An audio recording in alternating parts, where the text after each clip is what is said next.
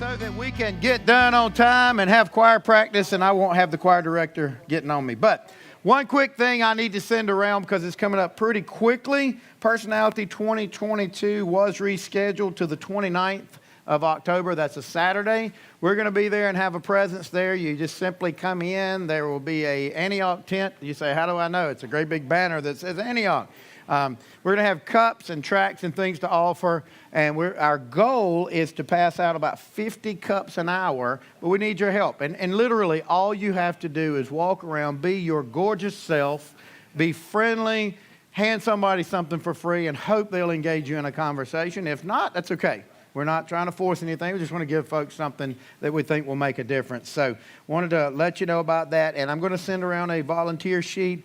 And if there is a time that works for you and somebody else's name is there, stick your name right beside them. You just buddied up with them and you can get it done. But this is just a really non-threatening way for us to be in the community and offer some scripture and some love to our community. So just pass that around. My other announcement is tonight, as you probably have already gathered, is special. We've got all of our young people, or most of our young people in here. I'm sure some of them are still hiding in corners and other places, but no, just picking. But we've got most of our young people in here tonight because we've got a very special presentation from our Vermont team and Pastor Dan. And you've heard a lot about Pastor Dan and his family and about this Vermont mission. Now you get to put a face to the name. Without further ado, I'm going to say a prayer and turn it over to Vicki and or Calvin, however y'all want to do that. And y'all be sure as you speak, if you aren't wearing a mic, that you grab that mic right there so everybody can hear you guys. All right, got one. Let's pray. Father, thank you for a beautiful day. We thank you that we can tell the seasons are changing. And we are grateful to be reminded of your power and your authority over the seasons, over all things. We are grateful tonight to be in your house, and I pray that you'd bless every single person that made their way out. We thank you so much for our guests. God, we've got folks from all over the country here with us tonight, from Minnesota, from Vermont, and places in between, and we're just grateful for that, and we're grateful for all of those who are joining us online. I pray that you would bless this time, help Pastor Dan and his precious bride and this group that serve this other church and this other group in Vermont to just feel complete peace as they share tonight and just share what's going on up there to get us all excited and keep us excited about what you're doing in Vermont. Thank you for the opportunity to be a part of this mission and what you're doing up there. I pray, God, that you would be with all of the prayer requests and needs. We know there are many, and even though tonight we don't mention those publicly, they matter just as much. So, Lord, please take those from our hearts and our minds, and as you extract those, just do in their lives what only you can. But, Lord, please help us to continue to desire and to be obedient to be your hands and feet in these people's lives in every way. And we pray all of this in Jesus' precious name. Amen. If you do have a prayer request, since we're not taking them publicly, just grab that pad in front of you, write them down, and get them to me or Joyce Whitfield before you leave. All right, Vicki, Calvin.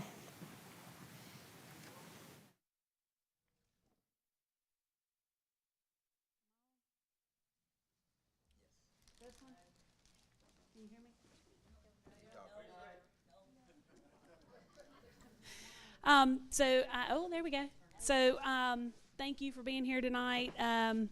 Part of our hearts are here with us, Dan and Kathy, and we just want you guys to know how much we appreciate each and every prayer and penny and effort that you put into this team. Half my team's not here tonight. They're sick, not feeling well. It's just that time of year.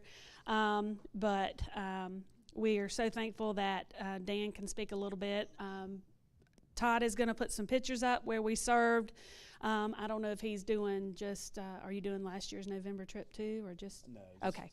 So just this one where we have Max, and Max is very shy and doesn't want to speak, but I told him I was just going to talk about him and point. So if you are wondering, we had from a 12-year-old to an 82-year-old with us this year.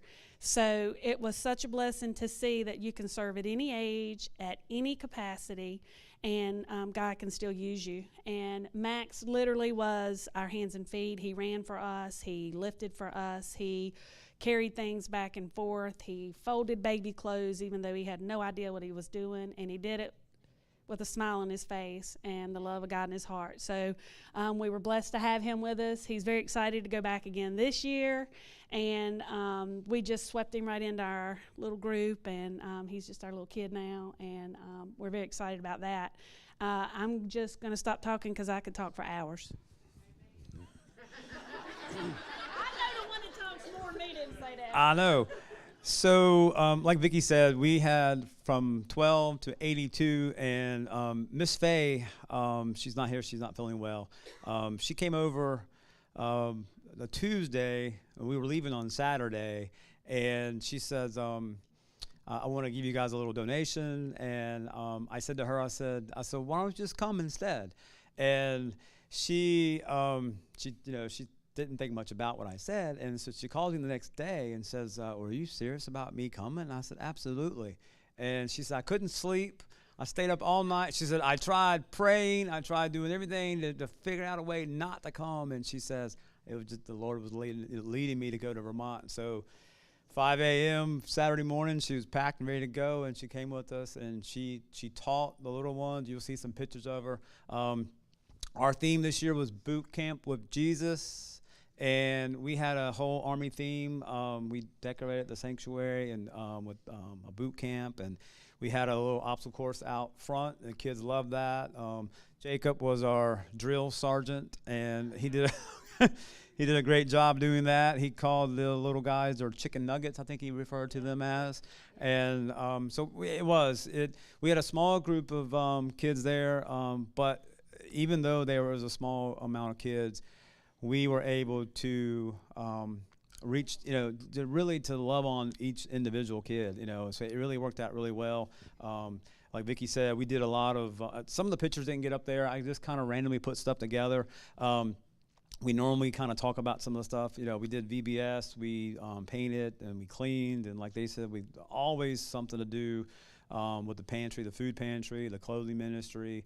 There's so much outreach, and I know Pastor Dan will kind of talk a little bit about the outreach they do on a daily basis, and they go out throughout the community. So he'll talk a little bit more about that. But just again, thank you guys for your prayers, and we just looking forward to that. So.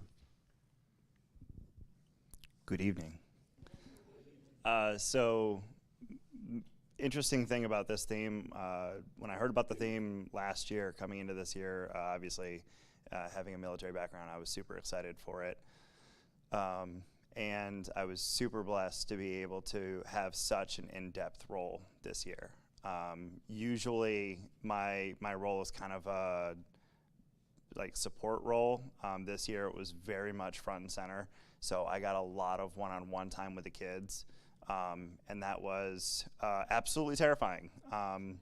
I usually help out with middle and high school. I've been helping out here at Antioch with middle and high school for many years now.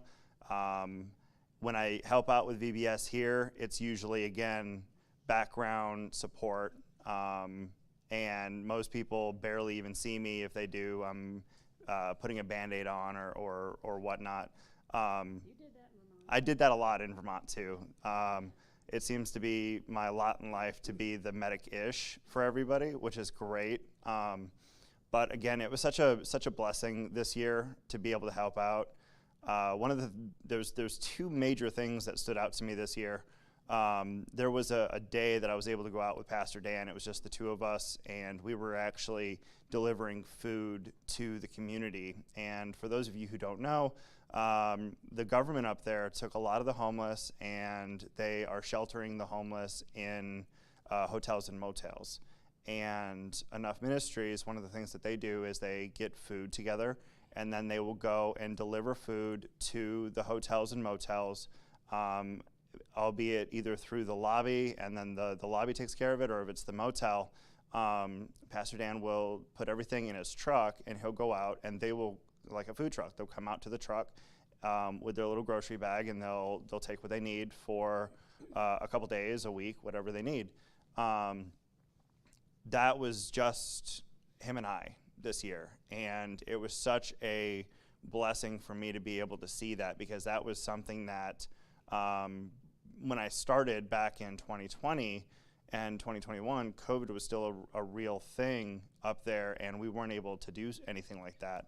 So for me to be able to go out and actually see the community, see what was going on with them, it left me with a huge impact on my heart. And then the other one was, I think it was Wednesday night. I think Thursday was the last day of VBS, and Wednesday night, Miss Faye comes up to me and she says, "Hey, can you teach the lesson tomorrow?"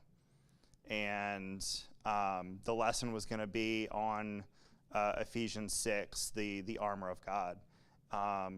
And she was teaching. I was just helping out, leading them from point A to point B. I had written a cadence so that way we could sing a cadence to go from point A to point B and everything. But when she came to me and asked me to actually teach, that was very much a surprise, but a huge blessing. So I took the whole evening and I penned out a lesson, and to be able to teach them, to be able to stand there and interact with them and get them off their feet or get them off the seats and actually engage in a lesson about the armor. I'm sure you probably saw some of the photos. I was actually wearing armor. We created a shield. I had one of my lightsabers as the sword. I had my Kevlar, I had a belt, I had the boots. So I had all of the pieces. There's right there, and she's holding the sword. So I had all the pieces. So I had an object lesson for the kids, and that was an amazing opportunity, one that I was not ever expecting, but God laid it on Miss Faye's heart to allow me to teach that lesson. And the only thing that we can do is have faith that when we go on these kinds of missions, we're able to say, are we able to plant the seed? Are we sowing the seed? There was a photo earlier. There's a young man in the photo. He's in the baptismal, and his name's Wyatt. We met him last year, and as God so would have it, the Sunday that we were there, he was baptized. So he was in our VBS last year. He was helping out at the church last year, right there. And God said, you know what? This is the weekend he's going to get baptized. You're going to see some of the fruit of your labor. And I'm not going to lie, when he got baptized, I cried. Because it was such a emotional witness to be able to see that. So in a very quick preparation, I was thinking about, what does missions mean? What does it mean to actually follow the Great Commission? And one of the things that I was thinking about was Joshua 1:9. Have I not commanded you? Be strong and courageous. Do not be frightened and do not be dismayed, for the Lord your God is with you wherever you go. And going on missions is something that I've been doing a lot now that I have an abundance of free time. Doing full-time missions and full-time ministry work is an amazing blessing. This last year I've been to Utah. I went to Vermont. I did a mission down in Florida. So I've actually had a wonderful opportunity, but it comes with fear. And my question to everybody is, when you are looking at how to serve, are you being held back by that fear of, I don't know what to expect. I don't know what I would have to offer. I don't know what I can do. Like Calvin said, we had somebody in their 80s, and she is spry as spry can be. Can she do all the heavy lifting? No, not necessarily, but that's okay. She still played her role. God still had something very specific for her. So whether it's prayer, whether it's clothing, which obviously the clothing ministry up there is a very important part of what we do and what they do for the community. Financial donations, because I don't know if anybody has seen lately, but gas prices are super high and it costs a lot of money to get a van up there. So whether it be the donations or whatever we don't use is left for the church. So everything is used for missions or the church. Nothing ever gets, rolled over. It's always, this is what it is. And we can't do this without you. We can't have a successful mission without the love and support, both in prayer and financially, from our church. And it's so incredibly important, because when you're up there and you see the number of homeless, you see the number of people who are just poverty-ridden and destitute because of the situation up there, it's heartbreaking. And to know that even while you're only there for a week, you're able to have even the smallest impact, whether it be a smile as you hand someone a loaf of bread, or whether you're able to pray with somebody, or whether you're able to share the gospel with 5 or 6 kids in a VBS. Everything we do, no matter how big or small, has an impact, has a role in growing the kingdom. And that is always going to be what it's about, is growing the kingdom here and abroad, whether it be at My Life Matters, whether it be at Walmart, whether it be at your job, or whether it be in another state or across the country. Our mission is to grow the kingdom and to glorify God in everything that we say and do. Pastor Dan?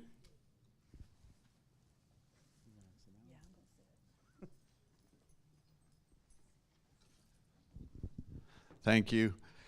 Hey, first of all, I wanted to thank all of you here for sparing these wonderful people to come up to Vermont so often.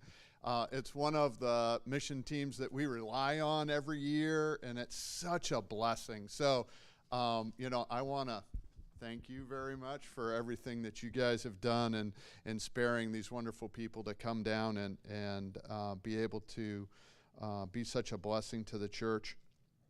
The other thing that, as I'm thinking about it, I'm sorry I brought all the cold weather down with me.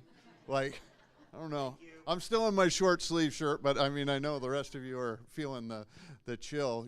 Often in Vermont, it does get quite cold, and, those of you may know that, sometimes they refer to Christians up in Vermont as the frozen chosen, right?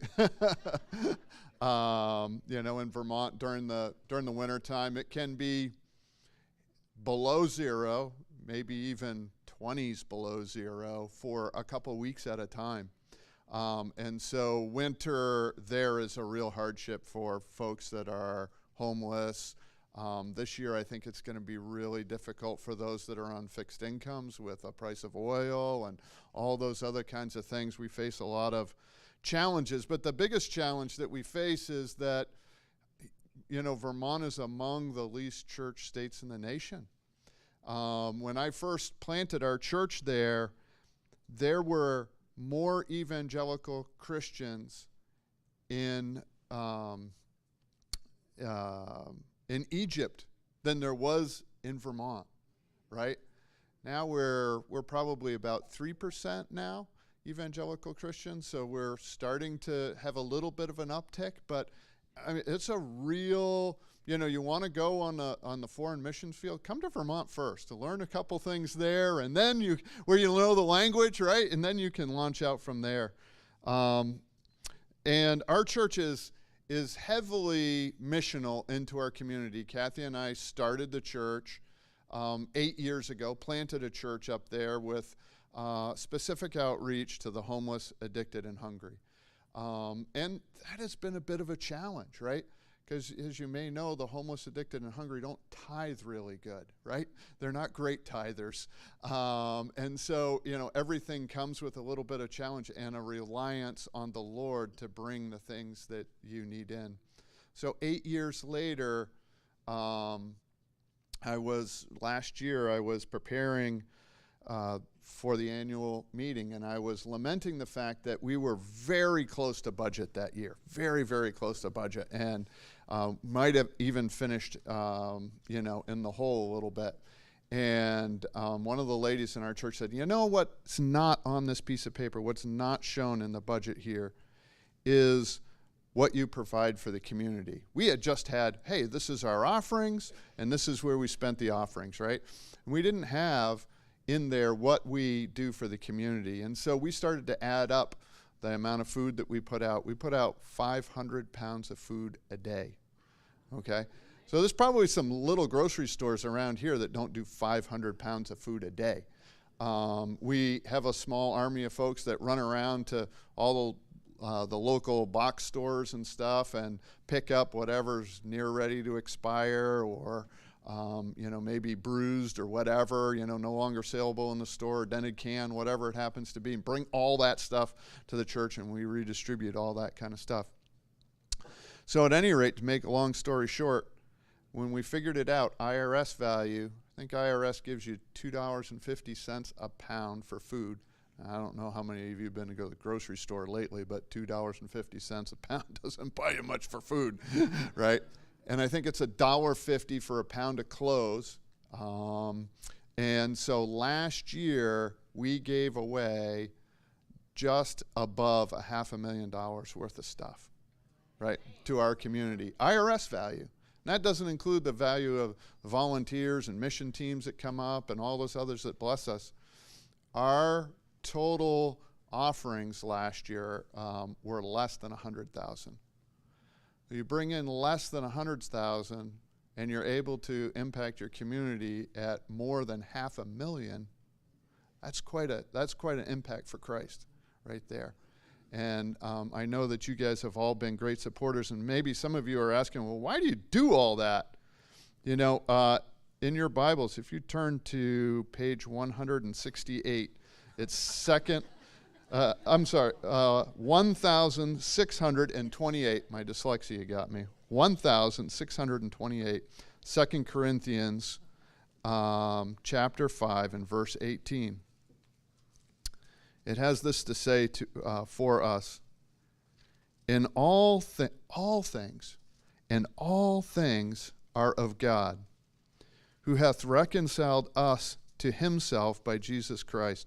You know what I also preach at my church? I don't know if others do too, but I don't believe there's any us's or any you's in the Bible, right? So when we read that together, instead of saying us, I want you to say your first name, okay? When we get to that part, okay? And all things are of God, who hath reconciled. Oh, come on, we can do better than that. Are we sleeping today? Come on, let's get a little, it's cold outside, let's be a little lively, all right? Let's try that one more time. And all things are of God, who hath reconciled Dan to himself by Jesus Christ, and who hath given Dan a ministry of reconciliation, right? He's given us, each and every one of us, right, the ministry of reconciliation, right? What does that mean? To reconcile other people, right? The ministry of reconciliation is to restore things to God's proper order, right? It's sort of the opposite of sin, right? Going against God. Reconciliation is to restore things into God's original program. And so, when we help somebody who's doesn't have food, right? Hey, in the Garden of Eden, did they have a problem getting enough food? No, right? They have a problem with clothing? Did they have a problem with health? They didn't even have a problem with death, right? I mean, back in the Garden of Eden, everything was wonderful, right? But here we know in this fallen world, we all suffer with all of those kinds of things, right? So when we help to restore maybe a physical need, it's only to get at this ministry of reconciliation, right? That we might develop a relationship with them by where we can share the gospel with them, right? And really transform their life, restore them in Christ. And I think that's what the most important thing is. There's over 2,000 verses in the Bible that have to do with reconciliation and with doing works, right? What does it tell us in James chapter 2 and verse 20? Faith without works is dead. Faith without works is dead. Man, right? We don't want to have a faith that doesn't work, right? And we need to be reaching out to our community and folks that are in need and helping to restore them, because we don't want our faith to be without works. We want that our faith to be outpouring out of us and into others, right? And that's how we do it, through that works. We have 5 key areas that we're working in: strengthening communities, protecting children and families, fighting human trafficking, caring for the sojourner, people from out of our country, and responding to crisis. And in those 5 areas, I think there's lots of work to be done, right? I mean, I think in every community has at least some of that going on. And so those are great areas to be working on. We need to make sure that we're not lured into a social gospel, right? Where we just go out and we're just like, hey, I want to give you this because I have it and you don't, right? And it makes me feel better if I give it to you, right? No, so we want to avoid social gospel. We need to be in the ministry of reconciliation, right? It's no good to provide somebody. I tell people this will probably, I don't know, get you. But, people in our soup kitchen who volunteer in our soup kitchen, they go and they hand the food out to everybody, and then oftentimes they want to just sort of cluster together and be together after the meal. And I tell them, no, after you feed everyone, I want you to go out and sit with everyone so that you can develop a relationship with them, so you can ask them, what their prayer needs are and what their concerns are. And because the truth of the matter is, if we only feed them, then we're only going to be sending fat people to hell, right? We don't want to be in the business of sending fat people to hell, right? We want to be in the ministry of reconciliation. We feed them in order to earn an opportunity to talk with them and express God's love for them and introduce them to Him. So the last part I want to talk about, because I think Jacob brought it up, that Wyatt got baptized. I forgot that Wyatt got baptized when you guys were up there. It's such a cool story. We had 2 young boys show up at our food pantry, and they got to be sort of regulars. And sometimes they'd come up to the food pantry like with their little bicycle gang, and they'd show up and they were like, hey, I want some candy, and we were like, oh, well, we get candy from the stores too, and we give them candy or whatever. But, after a while, Wyatt was the older brother. He expressed to me, he said, my mom has left and my dad doesn't cook for us, and we got no food in the house. And I said, well, we can help you out. We've got food. We'll find some, all my favorite food groups, microwave, instant, ready to eat, soup in a can, We'll get you some food that you guys can prepare for yourselves and eat. And we did that, I think, almost for a year. And the boys got to where they'd like hanging out at the church more and more and more. They'd be there all the time. It was a really great thing. And little Cooper, who was 10, he was the first one to say, we had done a number of youth events during the summer, and Cooper came to me and he said, I heard them talking about baptism, and I'm wondering what that's all about.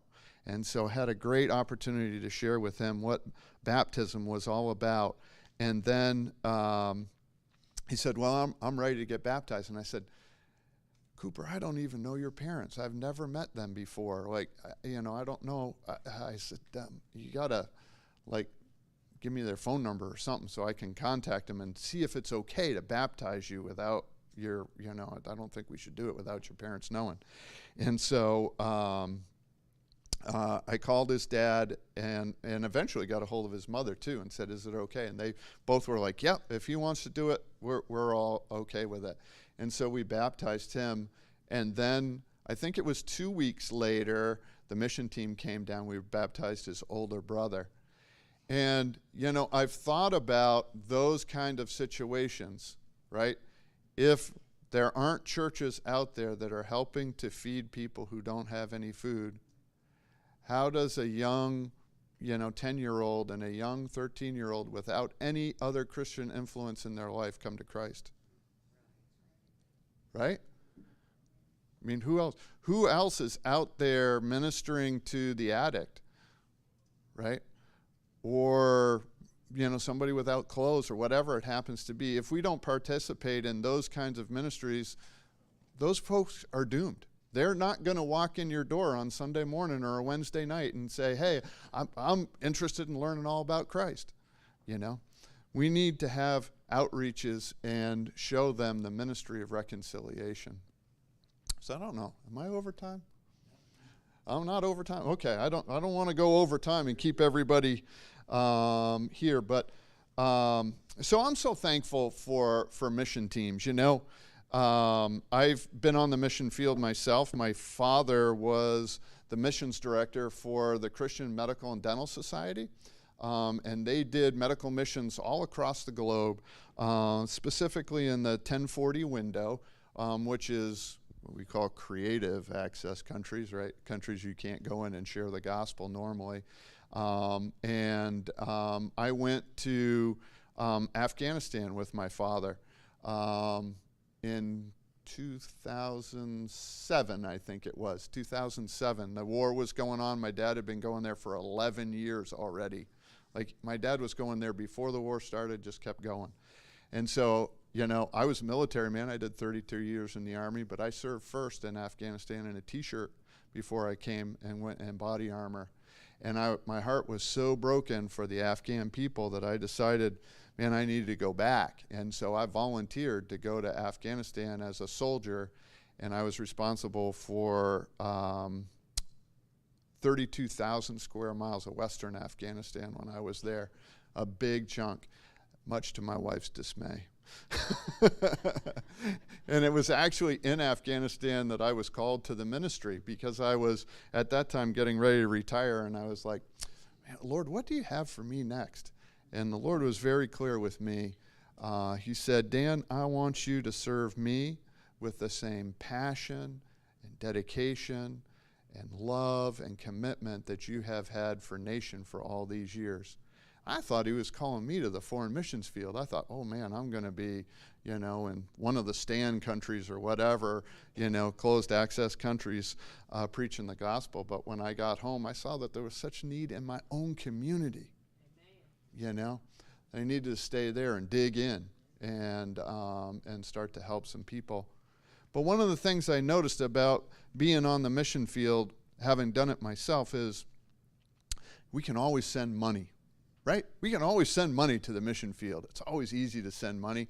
Oh, I feel badly. I want those people to be able to know the Lord or be able to have food or whatever it happens to be. It's a whole different thing, though, when you show up, right? Because we can always get more money, right? We can always get the second job, sell the other car, whatever, right? We can always generate more money. But God has only given us, each and every one of us, so much time. You only have so much time here on earth. And if you give a section of that time to be on mission and to do what he has called you to do, that makes a real difference. Several times I've had people, when mission teams from North Carolina, we've been so blessed with mission teams from North Carolina, not only this church, but other churches as well. They come up and people are like, the people that just served me lunch came from North Carolina? I said, yes, they did. They took their vacation time or took no pay or whatever, paid their own way to get up here to serve you. And they always go, why would someone do that? Why would that happen? It's because they're trying to show the love of Christ, right? Through their actions, right? They're trying to show that you're important enough that they would travel all that distance, give up all their comforts at home. I mean, these guys sleep on air mattresses in the basement of the church, Like, they're roughing it, right? And so it's such a blessing, because I think it makes an eternal impact on those people that they deal with day in and day out, to be like, wow, that's amazing that these people would give up that much time to do that. And so I just want to leave you with that final thought. I appreciate you guys all hosting me. You've been so generous. I truly, truly appreciate it, and all that you have done to help the mission teams come up to Vermont. And I want to encourage you that things are going well there. like we are reaching a number of people. A couple of years ago, we were in Baptist Life magazine. I don't know if you guys have that here, something maybe you do, but we were in Baptist Life magazine because we baptized 1% of the population of our town, right? We're close to 2% now, right, in 8 years. So, I don't know, I have to do the math, but, 20 years or so, we're going to be doing some amazing, amazing things. And so I just thank you for being part of that work and the things that are going on there. And it's such an encouragement, not only for the mission teams, but, Calvin and Vicki, I hear from them often, and Jacob and others, about, hey, this is what's going on. We're getting ready to do our trip up. And it's just such an encouragement. So thank you so much for that. I really, truly appreciate it. Hold on, Dan. So, Vicki, I don't know what you and Calvin told Dan, but we don't stop for 15 more minutes. Okay. So you're not done yet.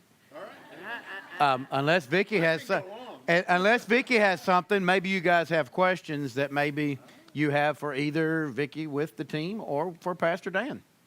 So, Keep talking. okay. So, like I said, Jeffrey and McCall, out. Come on up, brother. So, I'm just going to say it like it is. My brother here, he has the heart for the Lord. And serving alongside of him has just been a total blessing. We have laughed and cried. We have had so many wonderful experiences. We have ate. Didn't we eat, my brother? Yeah, we eat our share. That's right. We love that maple food. So, but I'm going to give the mic to Jeffrey. And, yep, and he doesn't like it, but I'm going to do it anyway because Jeffrey has such a heart. He sat outside. I called him and Faye out, and I said, I'm going to take you away from sorting baby clothes. There's enough people in here doing this, and I want you to go out and talk to the people and do what the Lord's calling you to do. And so I'm going to let you share. And it, like Vicky said, we got a chance to go outdoors, and me and Faye got a chance to go outdoors and witness. And I had a few of them come by, and we just smiled and hand them food, whatever they needed, and had a chance to witness to someone. So, I mean, we planted the seed, and someone else come along and waters it, and God gets the increase. But I had an opportunity, and the Lord blessed me to be able to go up. Me and Calvin did some painting, and I really enjoyed, had a joy of painting. You get a joy out of helping someone else, that maybe not have time or, the ability or whatever. I mean, it's a blessing to be able to go and help, do something for the Lord, and that, you'll get a blessing from it, and others can get a blessing from it. And, just had a great time playing with the kids, playing the water gun, and that's one way of showing love, Christ to the kids, It might sound that's a little funny, but actually, if you spend that little time with the kids and playing with the water guns, I mean, it's amazing how that, that can attract them to you, All you gotta do is just show that little bit of love, and that's all it takes. And I mean, Dan and them have a great ministry, giving out food and clothing, and you'll be surprised how many people come up and wanting, receiving that love. And that's all it takes. You gotta meet their physical needs before you can meet their spiritual needs. Amen. And that opens up a door.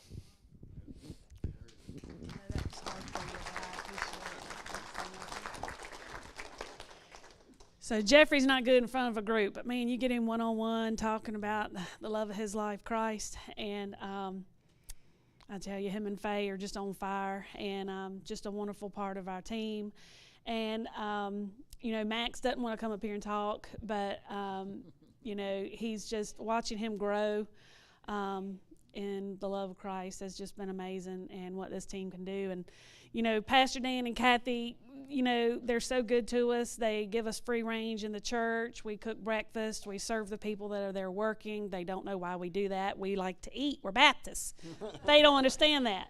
But we feed them and we love on them. And, you know, we could not afford to do that spiritually or emotionally or physically if it wasn't for this church. You know, you've backed us 100% since 2014, and we greatly appreciate it. And, you know, Dan and Kathy taking their time out to come and talk to us tonight, you know, it just makes my heart swell to know that we can be a part of what God's calling us to do. And so now I'm just going to say, if you got any questions, you can just let us know. Of course, you can ask Dan and Kathy too. Anybody? Yes. Y'all fly down or drive down? We drove down. It's warm down here. We like it down here. Yeah, we call it, we are in stick season now. Like, all the leaves are fall. It hasn't snowed yet. It was supposed to snow last Wednesday, but it didn't. We usually get a big snowstorm that stays about before Thanksgiving. So we got a lot of snow, yeah. So we're going to be heading back on Sunday. Yep, Sunday, Monday. What's that? Can I give y'all some clothes to take back with you? Well, I didn't bring my truck, so I don't have any room, but We'll take it. I'm going to take something. Yeah, there you go. Take it or ship it, either way. You know, Jacob was talking about our ministry to the hotels, and that has been such a great thing. You know what? Jacob is the only guy that I have ever taken on that ministry, because that's my time. Like, I enjoy evangelizing so much to people, and the state of Vermont has actually done us a little bit of a favor, right? Because they've said during COVID, man, we want to make sure that we keep transmission down, especially during the winter. You know, they'd have warming shelters for homeless people to come into and warm up, you know, so they don't freeze to death during the winter. But that would be unsafe during the early part of COVID, so they decided, well, we'll put them up in the hotels, and they've kept them there. But it's such a blessing to be able to go up. I have a full-size pickup truck. I fill it up twice on Wednesdays and bring food out to 2 homeless encampments and 6 hotels where the homeless are there. And Jacob would tell you, man, you know, it's such an encouragement to be able to go up, and they see the red pickup truck with enough ministry sign on it, and they'll run outside and be like, oh, what do you got for us today? And, you know, and just to be able to get into relationship, start to pray for them, and they just open up, you know, and it's just a really wonderful time. And like I said, I usually just, I'm selfish. I keep it for myself because I enjoy doing that ministry so much that, you know, Jacob's the only guy I've taken with me so far. So I'm glad that it impacted him in the same way it impacts me every week that I go out there. So there must be some burning questions, though. No? Deep questions? Embarrassing? Yeah.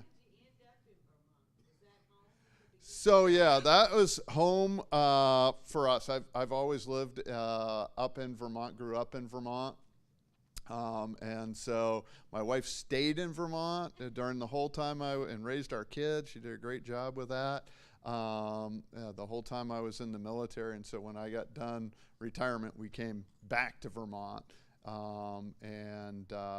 you know, when I grew up, our town was.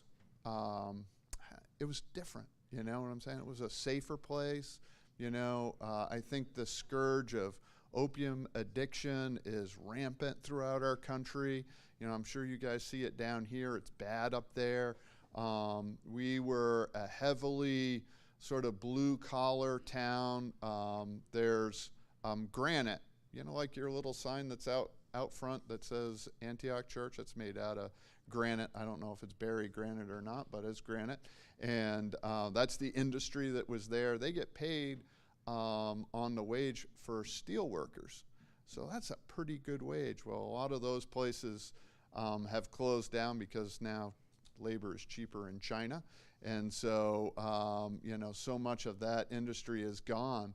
And people are really in shock. There's a lot of economic turmoil there. And it's a great opportunity. God provides those challenges as a means to reach people, right? I mean, we were always, woe's the people in Florida, right, after the hurricane. But Southern Baptists are down there with disaster relief, sharing with people, right, as they're cutting up trees in their front lawn or mucking out their house, right? All these things are opportunities that God has given us. And if we're on mission, we can go to where God is working and have a mighty harvest. That's the great thing about Vermont, right? Man, you can't throw, a rock without hitting a lost person, Like, what's the number one rule of fishing? Go where the fish are, right? If we're supposed to be fishers of men, go to the lost places, right? Because there's lots of fish there. And so, the harvest has been good there because there is a lot of lostness. And it's such a great opportunity to do that. Mission teams will come up and be like, well, I don't know, can we go out and just street evangelize or whatever? Is that okay here or whatever? I said, don't worry, you're not going to meet another Christian while you're out there on the street. It's fine. Just go out there, You evangelize to whoever you want. The chances of you bumping into another Christian are minute. Like I said, it's like 3% now, 97 out of 100 people you meet won't know Christ. So go for it. Yes, she's got a question back here. Where did I come to the Lord? Yeah, so I was blessed. I have to admit that I was blessed. I grew up in a Christian family and in Vermont, yeah. And so I was just super blessed to already have that sort of DNA. My parents, my mother started the local crisis pregnancy center, and my dad founded a homeless shelter and they call it People's Health and Wellness, a low income health clinic there. And so, man, I got a lot of tutoring when I was just, a little one. And so it's a great opportunity to sort of continue our family legacy in that area and continue to reach out to people in that area. So, yeah, very blessed. Been blessed with like thick blood too, so the cold doesn't bother me quite so much. Yes. When I think of New England historically, you think of the founding of our country, and historically, what has happened in that area of the country to cause it to become so unchurched? So, I mean, if you go back even to the Great Awakening, right? The Great Awakening started in New England, right? I have pictures from the church. So we merged with a historic church in Barrie that's like 125 years old church. And I have pictures of the whole entire front of the building just filled with the men that were in that church. So we had 300 or 400 people at that time that were attending church during the Great Awakening.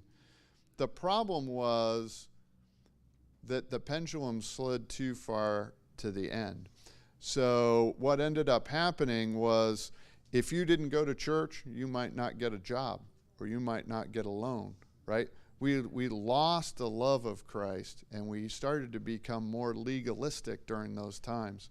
And that just totally burned people up, and they got turned off to the Lord. They're considered post-Christian now. Well, yeah, we went through the Great Awakening, we saw all that, but now we're removed from Christ because we don't like that. And so it's a challenge, but you know what? I am hopeful that the next Great Awakening will also start in New England. But we need people who are willing to sacrifice their time, energy, and talents to go there and to raise people up. My approach to ministering to the homeless, addicted, and hungry is that we can embarrass those with much more by seeing a movement within that group of people, right? Hey, if somebody who's homeless or addicted or whatever, got everything going wrong for them, can turn their lives around, right, be transformed by the power of Christ, then how can people with so much more avoid the attraction of Christ?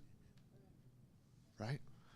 I mean, it's a true grassroots, sort of approach. When we see Jesus got in trouble with the Pharisees all the time, right? Why? Because he was hanging out with the drunkards and the sinners and, the lepers and the unclean, right? That's how revival starts, in my mind. That's how revival starts, right? Okay. Other questions? I love the questions, man. This is great. I'll stay here all evening. Till Pastor yard arms me out of here, but that's okay. Other questions? Are the people very receptive to the Word of God, or? So I think that is a little bit of a startling point, I think, for people that come from North Carolina. People in New England tend to be very matter-of-fact. Like, I think down south, people, if people came to a soup kitchen here or whatever, they would be more inclined to hear what you have to say, right? Up in New England, people are more like, that's your God, I don't want part of your God, or he's never been here for me or whatever. They're very sort of frank and open with where they are with their faith. So in the ministry of reconciliation, meeting physical needs in order to earn an opportunity to then determine what their spiritual needs are is even more important, right? So if you can develop a friendship, a relationship with somebody and say, hey, here's some food or some clothing that you need, what else is going on in your life, and then draw them in. One time we had a couple that came, and they were looking for some clothing, and we provided them some clothing, and the woman was obviously very pregnant. And he said that, when I asked him, was there anything else we can do for him? He said, we really need housing. We have been 8 years out on the street, without any housing and living in cars in the winter and all this kind of stuff. And I'm like, wow, that's really hard. He says, yeah, when we were young, we were immature, and we just trashed some places that we lived in. We didn't pay the bill, and we're on the blacklist. Nobody will rent to us. We have no sort of opportunity. And I said, well, I don't know, but I'll pray about that. 2 days later, they come back. He's got this big smile on his face. He says, hey, you're never going to believe this. He said, 2 days after you prayed for me, we got offered housing for the first time in 8 years. And this is an incredible thing. I said, yeah, that is really good. He says, you know what else? He says, I don't know about your God or this prayer thing, but I'm going to come to church every Sunday until I figure it out. I'll take on that challenge, right? Come on down, right? And so there's a real, I think by meeting physical needs, not in a social gospel kind of way, but in a effort to then determine what their spiritual needs are, you can really make some transformation in that culture. And so that's what we try to do. I know somebody else has got a question. Did I see another hand back there? No?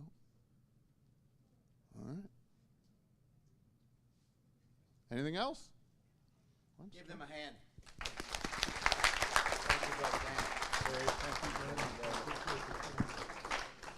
So you've heard a little bit more about Vermont. You've been hearing it since when, Vicki? 2014? So you'll keep hearing about it. If you are interested on any level to help in any way, there's a whole row of folks right there that will be glad to answer all your questions. There's one or two spotted throughout. You saw who was on the slides and who went. And so if you're interested in that, please see one of them. Thank you guys for being here with us, Dan, Kathy. If you're ever in this area, you got a second home. Here it is. Come on and join us. We're to close in prayer, but please spend time picking their brain, loving on them, making them feel welcome with a good old Southern hospitality that we're known for. And we also got some other folks from Minnesota in here, so see if you can find them. I bet you can find them. And don't pick on them about bringing the cold down here, okay? They can't help it. But we're just, what a great night. Let's end in prayer, and the choir practice will begin. Father, thank you so much for what's happening in Vermont. We realize that you commanded us to reach our local area, our state, our country, and the whole world. And so we are grateful to be able to be a part of what's going on in our country up in Vermont. And I pray that this mission would continue and that we would be a real asset and blessing to them. And there's certainly been a blessing to us tonight. I pray that your will would be done in all that they're doing up there, and may they reach many, and may we help them do so, and may we take seriously the mission field we're about to step into as we step out those doors into our own community. And Lord, just move us to be compassionate and show the love of Christ in every way. It was put so eloquently, we are to earn that opportunity with people with genuine Christian love to share the genuine Christ of love. And so I pray that you would help us to do those things. Bless us as we depart. Bless choir practice and be in it all. In Jesus' name, amen.